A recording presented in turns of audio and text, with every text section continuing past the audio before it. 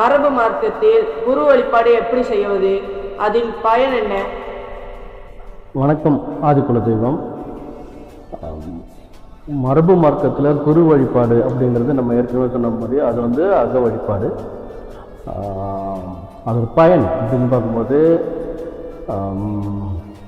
நமக்கு தெரியாத, நமக்கு புரியாத, தெரியாத நம்ம ரத்தத்தில் உள்ள பல ரகசியங்களை வெளியே கொண்டு வர்றது குரு தான்.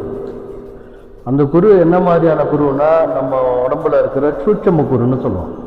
நம்மளை வழி நடத்துகிற சூட்சம குருன்னு சொல்லுவோம்.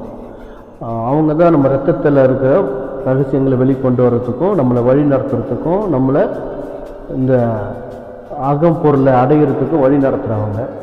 இங்கே நிறைய பேர் அதை முக்கியமான சொல்ல வேண்டியது, குருன்னு சொல்லிட்டு இறந்து போனவர்களை, சாமியார்களை, அவங்களெல்லாம் குருன்னு எடுத்துக்கிறாங்க. குருன்னா எப்படி இருப்பாங்கன்னா, இப்போ நம்ம கண்ணுக்கு பார்க்கும்போது நமக்கு வாத்தியார் பாடம் சொல்லி கொடுக்குறவர், அவர் நம்ம குருன்னு சொல்கிறோம், அவர் ஆசான. அவரோட நிலைப்பாடுன்றது வேறு. ஆனால் உண்மையான குருவோட நிலைப்பாடுன்றது எப்படி இருக்கும்னா, அவர் சிவசமாதி அடைஞ்சிருப்பார், மறுபடியும் பிறப்பு இறப்புக்குள்ளே வராமல் இருப்பார். அவருடைய அனுபவங்களை நமக்கு நூல்களாக பரிபாசையிலும் கொடுத்துருப்பாங்க. அவர் காலம் கடந்து வாழ்ந்திருப்பார். குருன்றவர் காலம் கடந்து வாழ்ந்திருப்பார். ஒரு சராசரி மனுஷனை விட கூடுதலாக 300 வருஷம், 600 வருஷம், 800 வருஷம், 1000 வருஷம், 3000 வருஷம், 2 யுகம், 4 யுகம்னு வாழ்ந்தவங்க தான் அந்த குருமார்கள்னு சொல்லக்கூடிய சித்தர்கள்.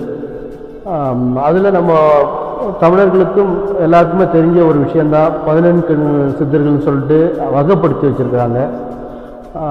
தமிழ் படித்தவங்களுக்கு எல்லாருக்கும் தெரியும். மற்ற சாமியார்கள் எல்லாம் சித்தர்களாக இதில் எடுத்துக்க முடியாது. அவங்க இறந்து போவாங்க, அவங்க பிறப்பு இறப்புக்குள்ளே வருவாங்க. அவங்களுக்கு சில சூட்சமம் புரியும், ஆனால் அவங்க சித்தர்கள் ஆக முடியாது. அப்போ அவங்கள நம்ம நம்ம குரு வழிபாட்டில் எடுத்துகிட்டு வரும்போது இங்கே நமக்கு உண்மையான குருவோட ஆசீர்வாதம் கிடைக்கவே கிடைக்காது, அவங்களோட வழிகாட்டுதல் கிடைக்காது.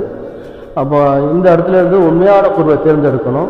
அந்த உண்மையான குரு மூலியமாக இந்த தியானத்தை சரியாக நம்ம கடைப்பிடிக்கணும். அப்படி சரியாக கடைப்பிடிக்கிற பட்சத்தில் நமக்கு அந்த தியானம் மிகப்பெரிய வெற்றியை கொடுக்கும். சாகா கலைன்னு சொல்லுவாங்க இந்த தியானத்தை. நம்மளும் பிறப்பு இறப்பு இல்லாத அந்த கர்மாவை, அந்த வினையை அறுத்து இந்த பிறவி கடனை தீர்ப்போம். அதுக்கு மிகப்பெரிய ஒரு கண்ணாக இருக்கிறது குரு வழிபாடு. எப்படி நம்ம புற வழிபாட்டில் முன்னோர்களை வணங்குறோமோ, அதேமாரி குரு வழிபாட்டில், அக வழிபாட்டில் குரு நமக்கு துணையாக இருந்து வழி நடத்துவாங்க.